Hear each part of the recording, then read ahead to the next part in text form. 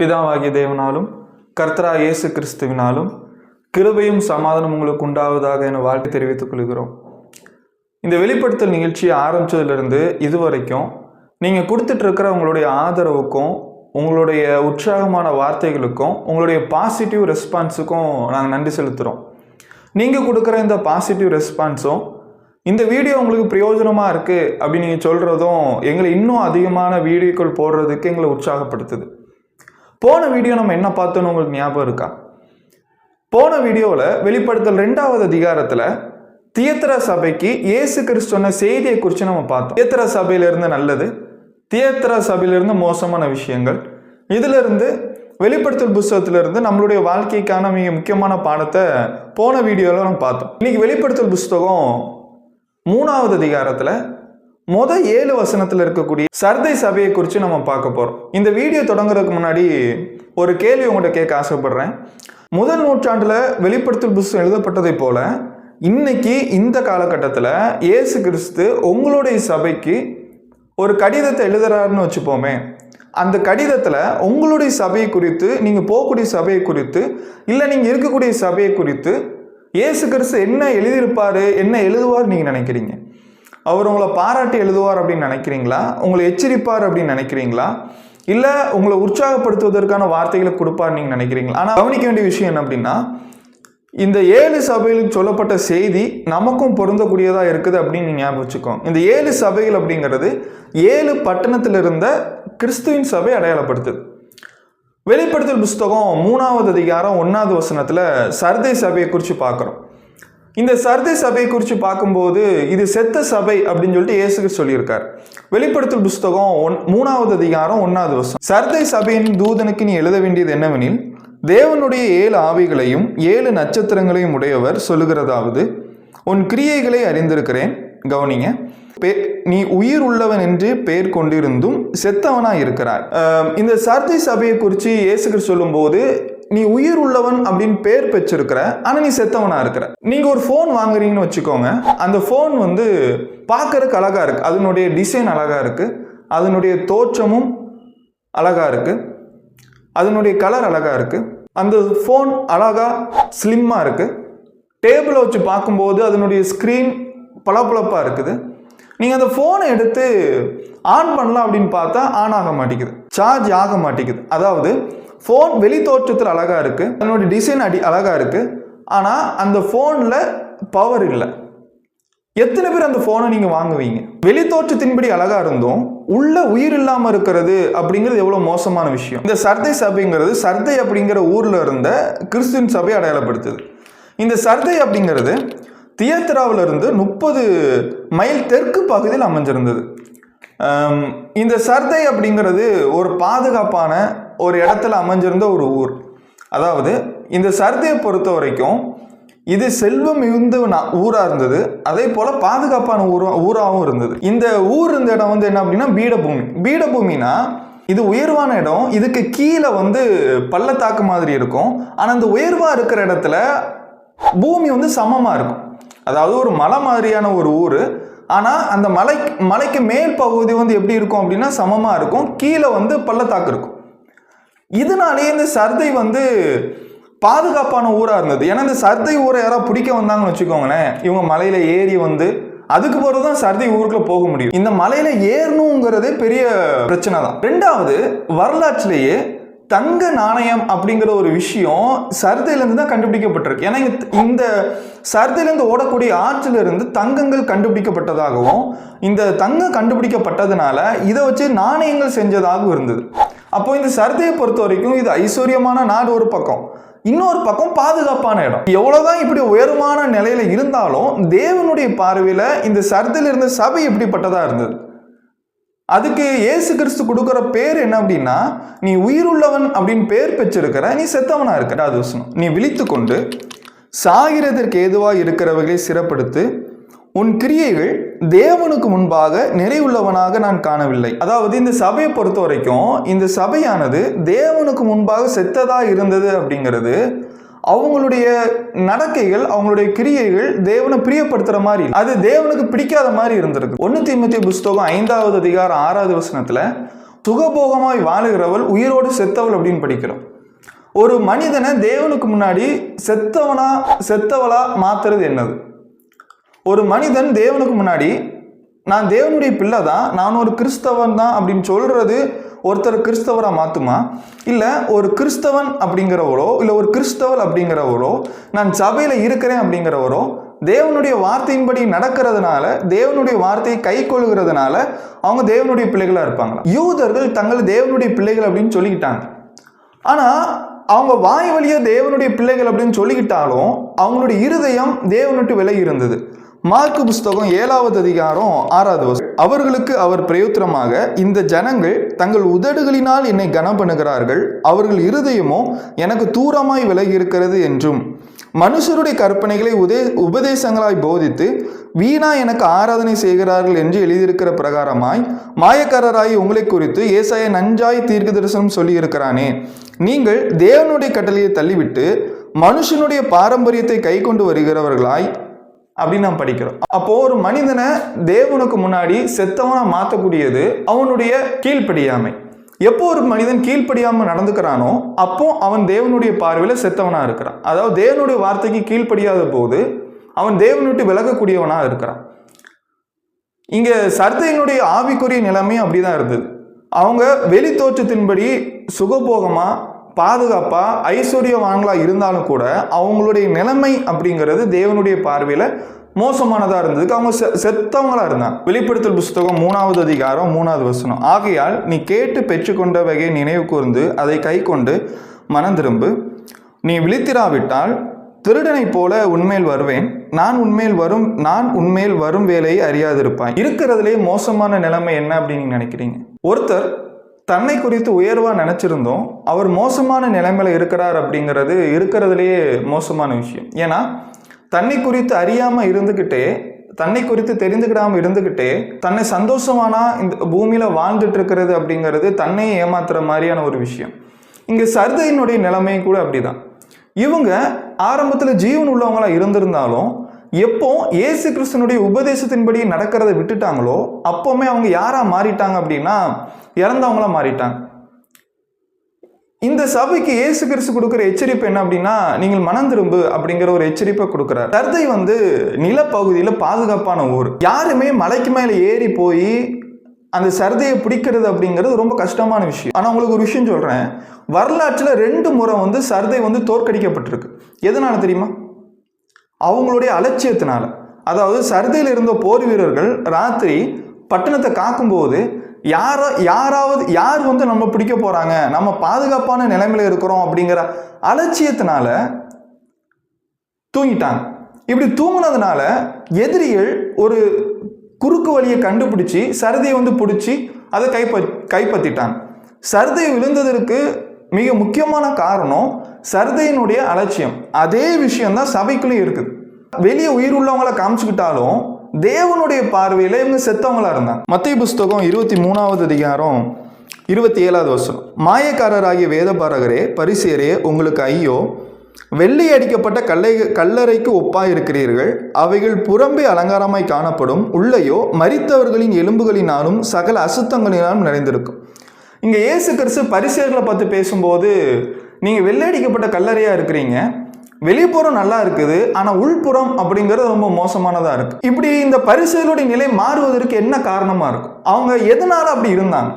மத்தேயு புஸ்தகம் 23வது அதிகாரத்துல பாத்தீங்க அப்படின்னா 3வது வசனம், ஆகையால் நீங்கள் கை கொள்ளும்படி அவர்களுக்கு உங்களுக்கு சொல்லுகிற யாவையும் கை கொண்டு செய்யுங்கள், அவர்கள் செய்கையின்படியோ செய்யாதிருங்கள், ஏனெனில் அவர்கள் சொல்லுகிறார்கள் சொல்லியும் செய்யாதிருக்கிறார்கள். இங்க பரிசேயர்களை பொறுத்த வரைக்கும் அவங்க சொல்லுவாங்க ஆனா செய்ய மாட்டாங்க. அவங்க தேவனுடைய வார்த்தையை போதிப்பாங்க ஆனா போதிக்கிறபடி அவங்க நடக்க மாட்டாங்க. இது எனக்கும் பொருந்தும், கேட்குற உங்களுக்கும் பொருந்தும். இது எல்லாருக்குமே பொருந்தக்கூடிய விஷயம். அதாவது நான் ஒரு பரிசேயனா இருந்தேன் அப்படின்னா நான் வெள்ளடிக்கப்பட்ட கல்லறையா இருப்பேன். இங்க சர்தை சபையினுடைய நிலைமை கூட அப்படிதான் இருந்தது. இயேசு கிறிஸ்து கொடுக்குற எச்சரிப்பு, நீ எலும்பு, நீ விழித்துக்கோ, நீ முழிச்சுக்கோ, வேக்கப், உன்னுடைய நிலைமையிலிருந்து எழும்பி வா, உன் பக்கத்தில் இருக்கிறவங்களையும் நீ பாதுகாத்துக்கோ, நீ அவங்களையும் சிறப்படுத்த வேண்டியது இருக்கு, அவங்களும் உயிரோடு இருக்கணும், நீ எலும்பு, இல்லை அப்படின்னா நான் திருடனை போல் உண்மையில் வருவேன் அப்படின்னு சொல்லியிருக்கார். வெளிப்படுத்தல் புஸ்தகம் 1வது அதிகாரம் 7வது வசனத்தை மறுபடியும் நான் ஞாபகப்படுத்துறேன். இயேசு கிறிஸ்து நியாய தீர்ப்புக்காக ரோமாபுரியின் மேல வரார். ரோமாபுரியின் மேல நியாய தீர்ப்பு தொடங்குறதுக்கு முன்னாடி அது சபைக்கு மேல தொடங்கும். நான் ஒரு திருடனை போல ராத்திரி வருவேன், அப்படி நான் வரும்போது நீ ஆயத்தமா இல்லை அப்படின்னா, நீ சரியா இல்லை அப்படின்னா, நீ தான் முதல்ல தண்டிக்கப்படுவ.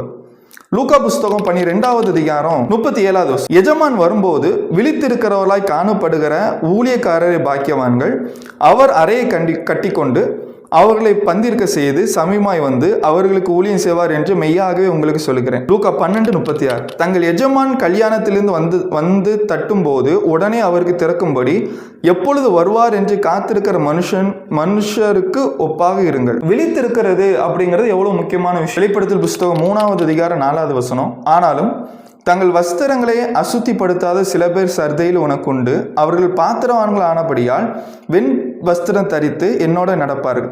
இங்க கவனிச்சு பார்த்தீங்களா, இந்த சர்தையில இந்த செத்த போன சபையா இருந்தாலும் இந்த சர்தையிலையும் தேவனுக்கு உண்மையானவங்க இருந்திருக்காங்க.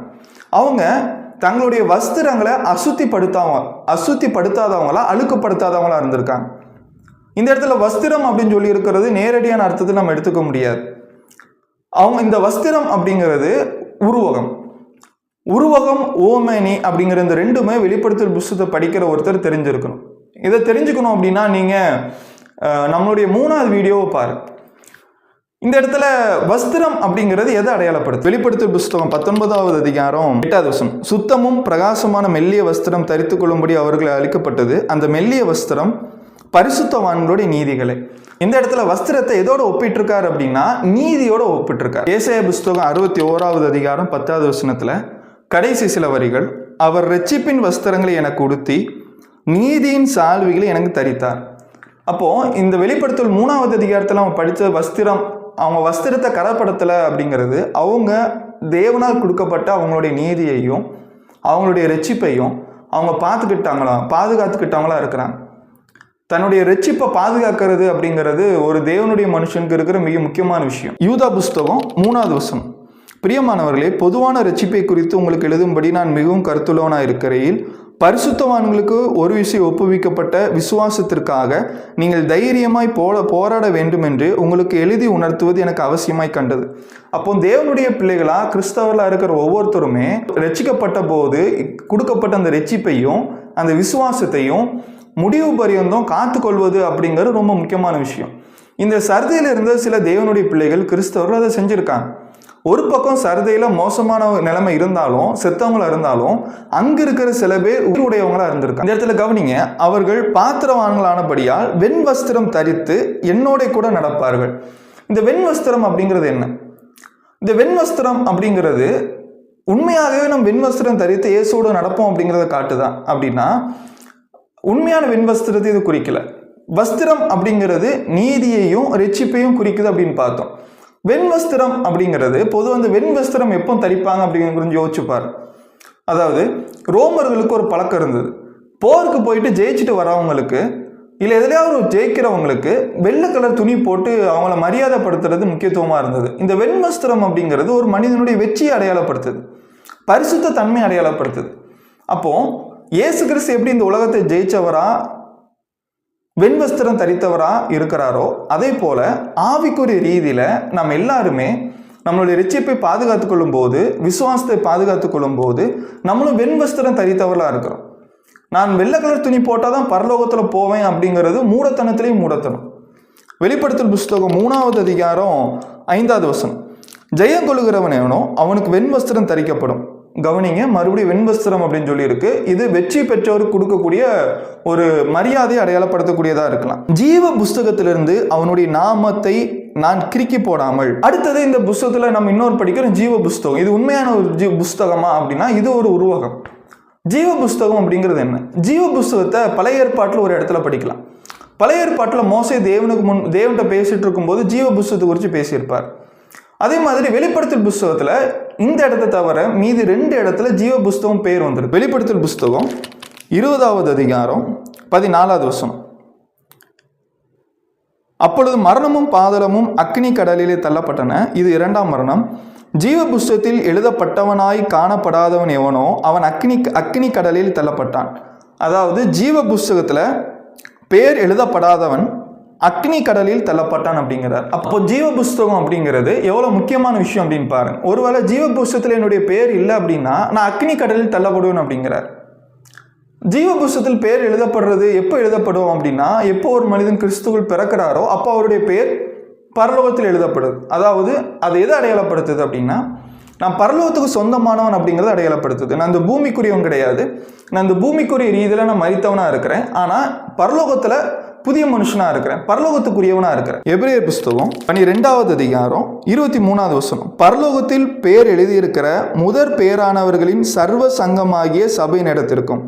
இந்த இடத்துல எபிரேயர் ஆசிரியர் எழுதும்போது பரலோகத்தில் பெயர் எழுதியிருக்கிற முதற் பெயரானவர்கள் அப்படின்னு சொல்லியிருக்காரு. பரலோகத்தில் பெயர் எழுதப்பட்டிருக்கிறவங்க அவங்க முதற் பெயரானவர்கள் அப்படின்னு சொல்லியிருக்கு. யாக்கோபு புஸ்தகம் 1வது அதிகாரம் 18வது வசனம், அவர் சித்தம் கொண்டு தம்முடைய சிருஷ்டிகளில் நாம் முதற் பலனாவதற்கு நம்மை சத்திய வசனத்தினாலே ஜெனிப்பித்தார்.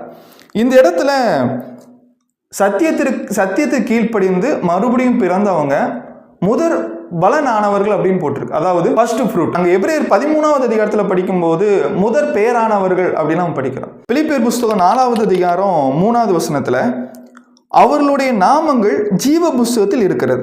அதாவது சபையில் கூட்டாளிகளாக இருக்கக்கூடிய சில நபர்களை சொல்லி அவங்களுடைய பேர் ஜீவ புஸ்தகத்தில் எழுதப்பட்டிருக்கிறது அப்படின்னு குறிப்பிடப்பட்டிருக்கு. ஒரு மனிதன் இந்த பாவ நிறைஞ்ச உலகத்திலிருந்து மனம் திரும்பி அவர் ஞானஸ்நானம் எடுத்து தன்னுடைய விசுவாசத்தை காத்து கொண்டவரா, தன்னுடைய ரட்சிப்புக்காக யுத்தம் பண்ணக்கூடியவரா இருந்து அவர் ஜெயம் கொள்ளுகிறா இருக்கும்போது அவர் வெண்வஸ்திரம் தரிக்கப்பட்டவராக, அவர் ஜெயம் கொண்டவராக அவருடைய பேர் ஜீவ புஸ்தகத்துல நிலைச்சிருக்கக்கூடியதா இருக்கு. இதை பார்த்துட்டு இருக்கிற நீங்க உங்களுடைய பேர் ஜீவ புஸ்தகத்துல பதிவு செய்யப்படணும் அப்படின்னா சத்தியத்தை கேட்டு கிறிஸ்டின் சபையில் ஞானஸ்நானம் எடுத்துக்கொள்றதின் மூலமாகவும் தொடர்ந்து உங்களுடைய விசுவாசத்தை நீங்க நிலைச்சிருக்கிறதின் மூலமாகவும் ஜீவ புஸ்தகத்துல இருக்கும். அதாவது ஒரு வாட்டி ரட்சிக்கப்பட்ட மனிதன் விழுந்தே போக மாட்டான் அப்படிங்கிறது ஒரு கள்ள உபதேசம்.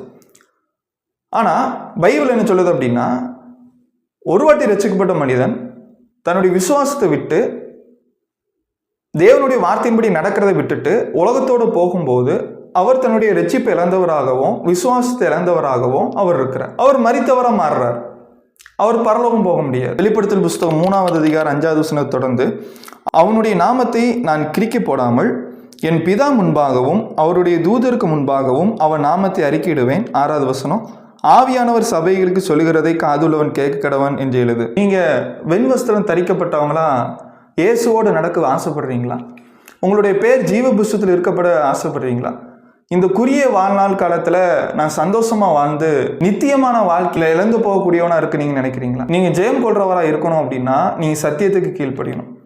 சத்தியம் அப்படிங்கிற ஒரு விஷயம் தான் நம்மளை உயிரோட வச்சிருக்கிற ஒரு விஷயம். நான் சத்தியத்தின்படி நடக்கிறத விட்டுட்டேன் அப்படின்னா நான் செத்தவனா மாறிடுவேன். அப்போ சத்தியம்தான் நம்மளை உயிர்ப்பிக்கிறதாகவும் விடுதலை ஆக்குறதும் இருக்குது. யோவான் 8வது அதிகாரத்தில் சத்தியத்தை அறிந்து கொள்வீர்கள், சத்தியம் உங்களை விடுதலையாக்கும் அப்படின்னு இயேசுக்கு சொல்லியிருக்காரு. நீங்கள் சத்தியத்தை அறிந்து கொள்ளணும் அப்படின்னா, நீங்கள் புதிய ஏற்பாட்டினுடைய சத்தியத்தை தெரிந்து கொள்ளணும் அப்படின்னு நீங்கள் ஆசைப்பட்டீங்கன்னா எங்களை தொடர்பு கொள்ளும். கடைசியாக இயேசு கிறிஸ்து இன்னைக்கு உங்களை பற்றி ஒரு நிருபத்தை உங்களுக்கு எழுதி கொடுக்குறாரு அப்படின்னா அவர் உங்களை உயிர் உள்ளவர் அப்படின்னு சொல்லுவாரா, இல்லை செத்தவர் அப்படின்னு சொல்லுவாரா? யோசிச்சு பாருங்க. தேவன் நம்மை ஆசிரியர் வழி நடத்துவார். சத்தியத்தை தெளிவாகவும் எளிமையாகவும் சத்தியமாகவும் தெரிந்து கொள்ள விரும்பினால் எங்களை தொடர்பு கொள்ளவும். எங்களிடம் ஆவிக்குரிய புத்தகங்களும் விளக்க உரையும் டிராக்குகளும் இருக்கின்றன.